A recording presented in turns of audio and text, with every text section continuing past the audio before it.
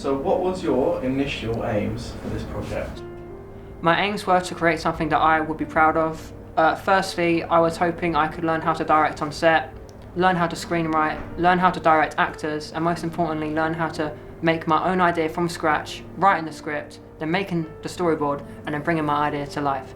And overall, I was hoping that I could make something that I would be proud of and that I'd leave here with no regrets, to make something where I gave absolutely everything I have to do the best I can. So what was your initial idea then? So, my initial idea was to create a mystery/drama film. The film was titled The Mystery of Tomorrow, and it was about 4 lifelong friends who just lived their summer, but then one day, one of them goes missing. During this whole story, the 3 friends scout through various locations to try and find their friend. But during this, we have 2 detectives who were assigned to solve the case, and one of them thinks that the friends may have something to do with the girl's disappearance. The question was, would they find out who really did the crime? And would it be someone they didn't suspect? So how did your project develop then? So my project developed by making a outline/scene plan. So in this document, I made a scene plan where I wrote down what would roughly happen in every single scene. And then from this, I then made character profiles for every single character. So when I would write the script, I would know their traits, their closest friends in the film, and what their interests were. So what helped you in the development of your project? So firstly, I made a SWOT analysis where I spoke about my 3 main ideas: the strengths, weaknesses, opportunities and threats. And then from there I chose what idea from that was the most realistic in the time frame given, and what I believe I could do to be successful in this project. And also I had a discussion group with Conrad and Curtis. Within that I got more peer feedback for every single idea, and that was a key part of this whole project, because in that moment Conrad and Curtis both said, in this story there's one bad guy, and that is the bad detective. But the question was, why would DC Cole take Megan? And I needed to work out what his motive was, and at that time I didn't know. But it was thanks to that very moment that I realised I needed to find out, and it was soon after that I made a plan and worked out his motive. And finally, I also got peer feedback from my pitches. This helped a lot, as it showed me that there were some films I would need to watch and review from this genre to learn how I can import them and their ideas into my own projects. So I watched 2 films for this. I watched Brick and Gone Girl. These films both helped a lot, as firstly in Brick it showed me the different types of stereotypes between students in schools, and I would later use this in my own project, where I'd have the cool kid, the geek, the girl who was like the kind of cheerleader/jock type vibe as well. So we had all of that involved in this film. Brick also had a guy who was known as the Pin, who was a drug dealer. We had something like that on this kind of scene with Narc, who played in my film, who was sort of mysterious and things like that. And in Gone Girl I learned how you can change shifts in focus to have loads of plot twists, and I had 2 whole plot twists in my own film, so that also impacted my project, as that helped a lot. So test shoots also helped my development, as it allowed me to see what shots I could use. Alongside this, part of my primary research, I looked into narrative theory from playwrights such as Gustav Freytag and William Shakespeare. From that I learned different types of structural techniques, such as a exposition, a climax, a rising action and a falling action. And just things like this showed me how you can build up a story. Alongside that, in the primary research, I also made a survey. It was answered by around 30 people, and I learned what my target audience would be. And in the survey, I had questions asking what shots I should use, what props I should use, and what locations I should use. So it taught me like what things I could use inside the film, which helped a lot. Now, part of the second research, I researched into 3 films which I have previously mentioned, such as Gone Girl and Brick, but alongside that I also watched 3 different short films, because at the time my film was meant to be just 20 minutes long. So at that time I looked into About a Girl, Wasp and Curfew. These films helped a lot, as it taught me how to tell a story in a shorter time frame and how to build character relationships instantly in a story, and that helped a lot. After that I did much more secondary research. One big thing, part of the research I have to say, would be when I looked into drama movie tropes, as what this is basically is it's things you would commonly associate with drama films. So things such as the bad guy turns out to be good, which I later used in my film, friendship favoritism, which I also used in my film, where Katie was only really nice to her best friend Megan, and she actually had arguments with Omari and Nathan. So that shows I use that trope. And one more that I used was that the evidence went missing. And in that case, it was Martha's statement, which DC Francis finds under the desk of DC Cole. So that shows that I also used that trope. Also, one more part of primary research I used was I looked into the history of drama/mystery films. For this, I looked from 1930 to 2019, and I just went through the whole spectrum of films from this genre. From 1930 to about 1960, I learned it was based more around the hard-boiled detectives such as Sherlock Holmes and just things like that. But as the years have gone on, we've seen much more variety. You know, friends can now solve these cases, now not just the detectives. And it was because of this I chose, why not have a story where both the friends and the detectives solve the case? So I did that. And overall, I guess research helped this project as it helped me learn everything about the genre. So it sounded like you had a lot to work with in this project. How did you stay organised? So firstly, I had to make a plan. So I think for the first 2-3 months, I was working hard. I was always working in class, gave my all, stayed focused, and that was good. At that point, I started to write the script. It was fine. It was fine. I had research done mainly. It was solid, but it was missing something, and I knew if I would get this achieved, I'd have to go to a new level for me, and I had to be completely dedicated and work every single day on this assignment, do long hours until it was done, because I set something so high I had to give everything or it would just collapse. So at that point I then made my script, and this was the start because I wrote my whole story in 10 days straight, 10k words, which was a huge achievement. This was my first time writing a script, and I didn't even think I always thought I could do it. When you have an aim and you achieve it, that is that moment where you're like, oh wow, okay, let's keep going. And from that moment I didn't stop. When we got to April half term, it just began.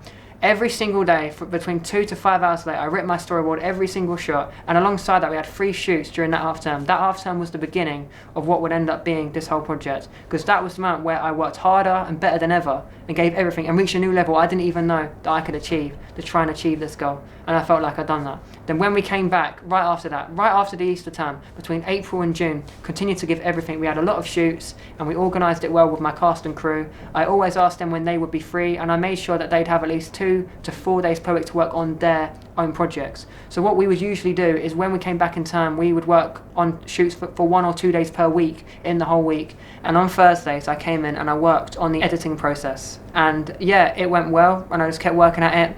And basically every time I wasn't filming, I was editing.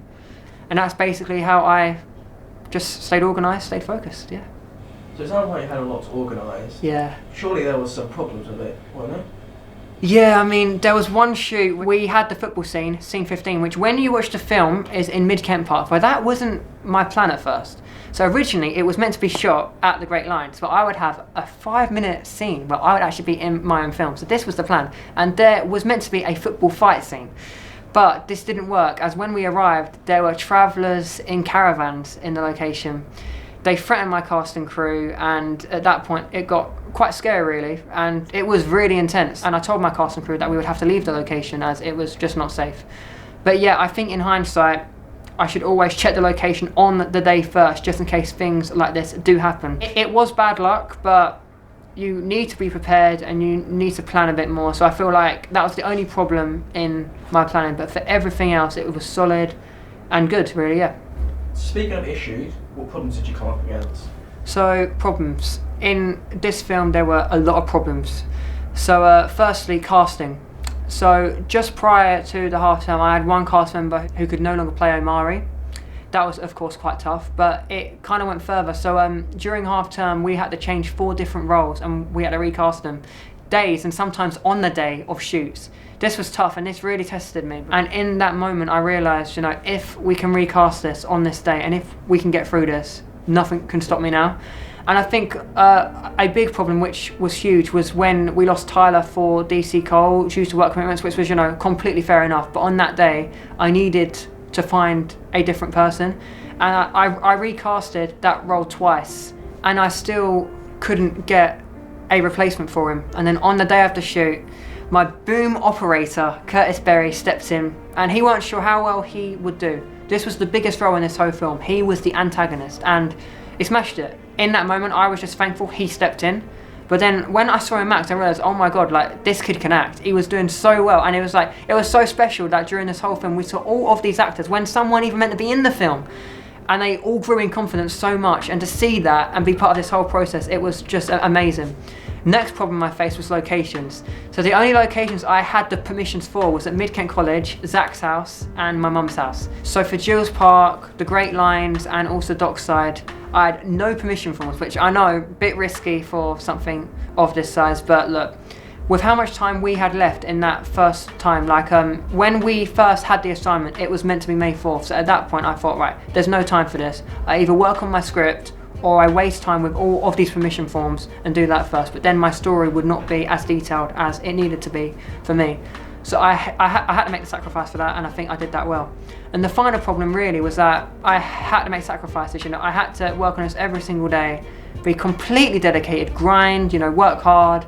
And that meant, you know, I would have to go out with friends less, just be a bit less social and just work on this project, which at times was kind of frustrating. Like when we had the nice weather in April and I just had to stay indoors, it did kind of suck a bit, but you know, I'm thankful I did that because that meant right now I can now enjoy my product, and that I'm thankful that I gave everything I had for this story because it deserved it. How did you find solutions to your problems? So solutions, so firstly with casting, it was when one person dropped out, straight away went on Facebook, scouted and thought, right, which friend can come in right now and fix this? So every single time something went wrong, I'd always look straight away on the spot for that solution, and I wouldn't rest until that person was recasted because I was just so eager that if we had any problem, I had to fix it there and then, or I'd just get stressed and just freak out really. So firstly it was casting. Then after that it was to work out what days we should have to shoot. So for that I made a group chat with every single cast member, and in that we just worked out what days we should film. Some days did have to change, but every time we had to reshoot, even when we found out on the day due to some circumstances, I always made sure that I stayed composed, stayed calm, and we always rescheduled with no problems, and that helped me stay focused. And since I was so calm about it, I think that helped me achieve my goal. What were the big decisions you had to make? So firstly, the big decisions I had to make was with casting. So even though I had to recast, I still had to make sure that I would find cast members that would fit my film perfectly, as I needed to make sure that I had actors that would fit my roles perfectly so I could tell my story the way I wanted to. Alongside this, one more problem was length. Now at first it was meant to be a short film of 15 to 20 minutes long, and after I made the script I realised, okay, this will be a lot longer than this. But here was the thing. The fact I made the script, the fact I wrote every single shot in the whole storyboard, I did all of the hard work, all of the work which is quite boring at times. I had my whole story planned out. Every word was written. And at that point I thought, I've done all of the hard stuff now. Let's just do the fun stuff. Let's try and film this whole thing. And we did it. And that was a big achievement, and I'm so thankful for that. So how did you make these decisions? So with length, after I made the script and also the storyboard, I then just had to sit down and think, okay, how will we actually structure this? So firstly, when making the storyboard, I had to go through every single line of the script, and I had to just think, okay, now what shot would work for this shot, you know? So when there was a motion, extreme close-up, when it had the three protagonists, a medium shot, and just things like that really. And when I first started the storyboard, it was quite tough, as it was my first time really making one for a short feature film kind of, so it was hard. But then as I got to like the fourth scene, fifth scene, it just like ticked. I just like kept thinking about it, and then every time I read my next line I instantly knew what shot I needed, and that came from, I guess, practice and stuff really. So as this process just went on, I just grew stronger and stronger, and like I was working faster, and every time I saw a line, instantly just writing the shot. It was great. And with the length, like once I did all of that hard work, I then just had to structure my shoots, film them, and then just work on the editing. And I did that, stayed composed, had the organisational skills, and it went really well. So let's go on to filming. What practical skills did you use and learn? So what practical skills I used and learned? Firstly, I learned how to direct on set, as this was the first time I directed over 8 actors on set, which is hard, you know, because you know you have people talk, they sometimes slightly mess around, which is all part of the process really. You know, we're teenagers, it's fun, but like you do have to stay composed, get people in order, make sure they know their lines, make sure you have your right framing, you have to organise your crew. I learned how to do that. And it was weird really, like when I had the first shoot, like I wasn't sure how good I would be at that, as sometimes I can be quite shy and I don't like to give instructions too much to people, as I always try and like let them do their own thing. But in this case I had to learn that, and I did. And after that first shoot I went home and I realised, damn, like I really enjoyed that. And for every shoot after that, you know, I just kept going and I just grew so much in that role. And also I learned how to use sound on set. So for that we had the boom mic, so we had our own boom operator, which was Curtis for most of the shoots, but also sometimes Conrad and Ryan for some other shoots. And basically we learned how you film on set with decent sound really, because for every single assignment I've done here so far we just had the camera, so we had no shotgun mic, which was fine, but for this we really needed the best sound possible, and we got that, and it was so much fun really. Like when you're filming and you just see the pole up there and you're just holding the camera, just like, damn, like this is professional, you know. And it was the first time like we really felt like we were like a tiny company really. Like, yeah, it was really cool. I loved every minute of it. And overall, you know, I think the most important skill I learned was leadership skills, as I learned how to be a leader, how to organize my cast, and most importantly, how to just be myself, but like have fun whilst working really. Like I enjoyed every single minute of this. So how much did you film? So, including raw footage, it must have been at least 5 hours. I mean, it could be 10 or 12 to be honest with you. Like, we haven't counted it yet because I'm just scared to be honest. Like, I've had to work on the Russia sheet, and that's 1,600 shots, so like, you can just imagine how long this is, you know. But like, as for the film, it was 55 minutes in total. The film itself was around 48 minutes, and then we had about 8 minutes for the bloopers or something like that. So it was roughly that, I think. So, yeah, so quite a long film, but we had to condense it. We also had the behind the scenes shoots, and for them shoots, they were also like 2 hours long probably, so there was a lot of footage, you know. But yeah, like it was so much fun on set, you know, like when I got the direct people, I just really enjoyed it. Like when I gave Jason instructions and then he'd, you know, like have the board, and then I'd ask what shot, I'd then change camera movement. It was just so much fun. Then we got actors ready. Then they sometimes asked me like what line, like how should they say their line, and then I told them, and then they were ready to go. What were your reasons behind filming certain scenes? So my reasons behind filming certain scenes was based off my storyboard. So I planned out every single shot, but it was more detailed than this. So I had close-up shots which would show the emotion. I had medium shots which would show the three protagonists. I had roaming shots which would make tension. I'd have extreme close-ups which would also show tension, and just things like that really. So yeah, that's how I organised on set. And yeah, that is why I filmed them types of shots. So how did you edit these clips so it comes out in the way they did? So I used a program called Premiere Pro. So it started off where I would have my storyboard open and I'd go through every single shot. So for each scene I would simply just stare at my iPad, see what shot I needed, then I would drag it into the timeline and I'd just put every single clip according to my plan. Now for audio, I did notice that it would cut between every single clip as the sound was different. So I used a effect called Constant Power, and this solved this. Once I did this, I then worked on the color grading, and for this I went onto the color settings and used various presets which were made by Adobe themselves, and I slightly adjusted them, changing the exposure, the contrast, brightness, blacks, whites, so just things like that really. So I did that. Then as for the background music, for most of it I found it for copyright free, and it was all from YouTube. And then for the credits I also had 2 of my own songs, which was nice, because I always thought it's nice to incorporate my music in my projects, but don't force it, it always has to mean something. And I guess what was really special is both of them tracks really, like when you hear them, I wrote them in October, but like I can now picture them with this whole experience like from these past 3 months, and I can literally, like them 2 songs that have more meaning thanks to this project. So I guess that's something what is quite special as well really. So why did you edit the way you did? The reason I edited the way I did was because I knew my film was 55 minutes long. It was a long duration, and I knew the only way to successfully do this, I needed a strong plan. If I filmed every scene randomly with no storyboard and just put it together, I would be wasting hours of my time going through footage trying to work out where to cut. But since I had the storyboard with me every single day, just right next to me, side by side, I could always find what shot was next. What also helped is in every single shoot, I filmed every shot in order. So that meant that when I would have every single blooper, I knew, okay, right after this shot, it's then this shot, and this links up to this shot, and I knew how each one would link. And as I worked more and more and more, I then like knew every line like off by heart, basically. So it all just felt so seamless at that point. I then had the color grading. That was a bit hard, as this was the first time we used this.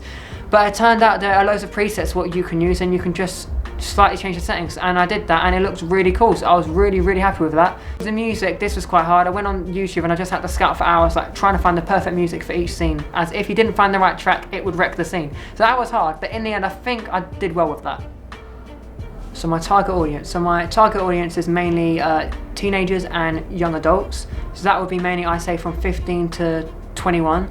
But with this film, since we had the detectives, it meant that we had 2 formal characters. So with this, I think we could have people from Group A, which are like lawyers, doctors, and just things like that. Since it's legal, since it's like a legal kind of job, they may also be interested. So I'd say, even though it's mainly for teenagers, like I think people in their 30s, 40s, 50s, they may also like this, as there are bits that are quite formal as well. So like, I think it kind of interests multiple target audiences. So how I worked out what my target audience would be, I made my own survey in January, and basically I just asked like how old people were who answered my survey, and if they would be interested in watching the film, what locations, and just things like that, and what props I could use. So it helps my whole film in loads of different aspects. But in this case, it showed me that it's not just teenagers who will like my film, it's not just young adults, but there's a whole market out there. So I have my main market, but there are people from different markets who may also want to watch it, which is brilliant, because that means I can expand my market and make it relatable to more people. What also helped this is, for my story, I have some cast members who are older than teenagers, so in their like 30s, 40s, 50s. So what this means is that we have people who are part of that age range. So when people who are between 30 and 50 watch this film, they see people and think, okay, well, in that situation, I might do what that guy does, I might do what Mr. Cooper does, just things like that, really. So yeah, I think that's what helped me learn my target audience, and then I imported that into my own film to increase it.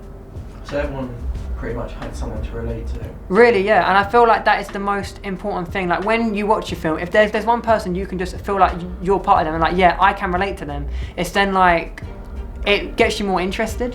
Yeah. Yeah. Have you used reflection and evaluation to develop your project? So I made the evaluation about 3 weeks ago. So I made that when my actual film was at like the final stages. So I feel like it's not impacted my project, but it has gave me a chance to reflect and just see how much I've done.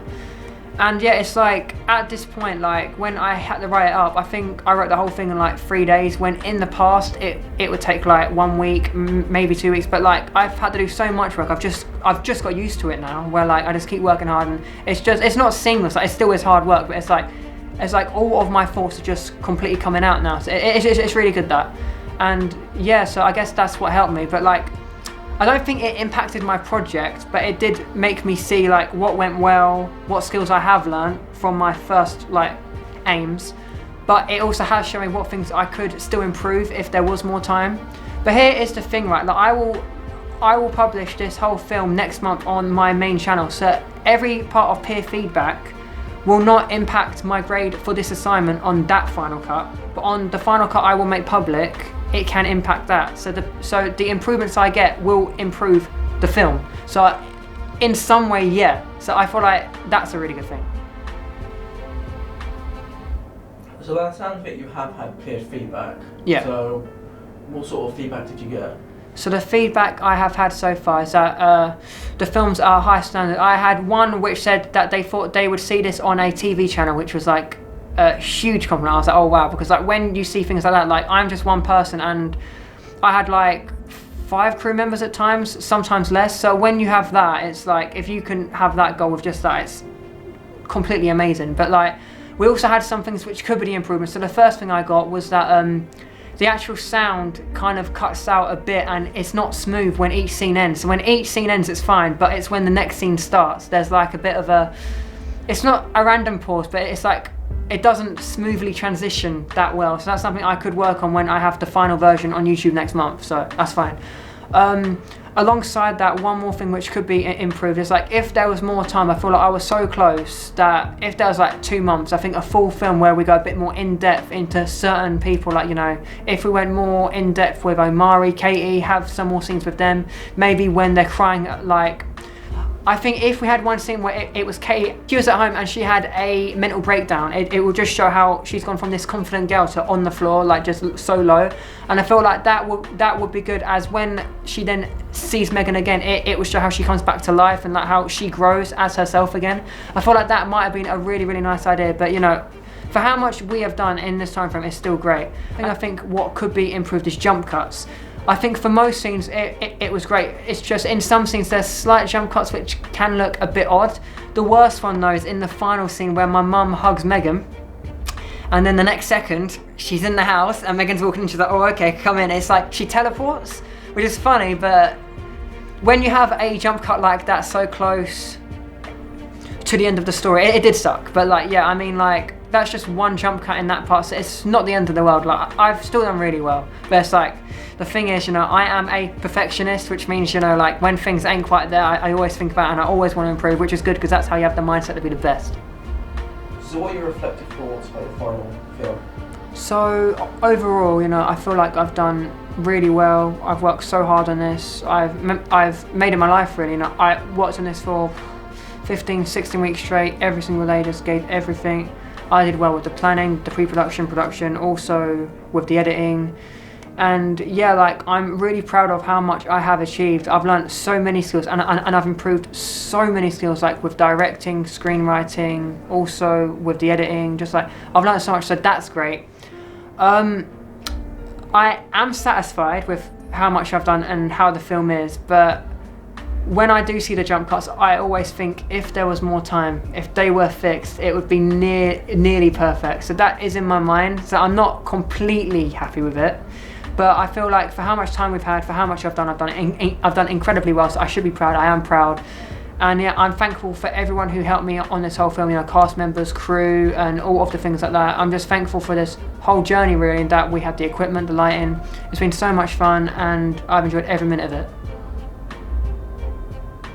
So reflecting on your final project, do you think you met your initial aims? So, if we just go back for a sec, so my first aims were learn how to direct on set, learn how to screenwrite, learn how to make a short film and tell a story in a short film setting. So if we just base it off them, directing wise, I learned how to direct on 25 scene shoots. So I've learned that so much, that I've learned how to direct actors, cast, crew, the whole thing. Like, I've learned that very well, so great. We now go into talking about the filming, learn how to do my shots and learn how to film my shots from the storyboard. I did really, really well at that. I was really happy with my framing, so that was great. Alongside that, I learned how to direct crew, get them to help me so I could save some time where they would tell me what shot was next. They could get my actors ready with their line whilst I sort out my framing. Then they'd ask me how they should say the line and then I'd help them say it. So just things like that. So that helped a lot. So that aim was ticked as well. The duration aim is a kind of weird one, because when I had my first aim, I've now done a 55-minute film compared to 20, so I've done more than double. So I've exceeded that aim. So yeah, but I think my main aim in like the whole was I needed to make sure I would get the distinction. Hopefully I do get it, but like last year I did get that grade. So like my aim straight away was I need to repeat last year's success, but I needed to do better. And I feel like in these past 2 years, every single assignment I just kept growing and growing and growing, and every single one was so much better than the last one. And if we just go back for a second, just like if you go back to Taylor's Daydream, when you see them shots, how shaky the camera was, the sound, the acting at times as well, like you see that and you see what we have right now with shots like this where I'm directing crew, how we have the lines and we have all of this serious emotion, the background music, the audio, the lighting, the color grading, and just when you see all of that and you just see how far I've come and how far this whole class has come in this last 2 years, how much we've learned, it's incredible. And for that we do need to thank the teachers, staff, but also classmates, because the atmosphere has been spot on. It's been absolutely brilliant and it's been fun, you know. Like, I first came here, I weren't sure if this would be for me exactly. Like, I've always liked media, it's always been in my life, but it's always been my main thing, but in these last 2 years it's now equal with it. And 2 years ago it wasn't, and it's thanks to you guys, really. It's thanks to the friends I've made here, the projects we've made here, the teachers, the lessons. It's all been so good, and I just need to say thanks for that as well. So I've learned a lot, and it's been great.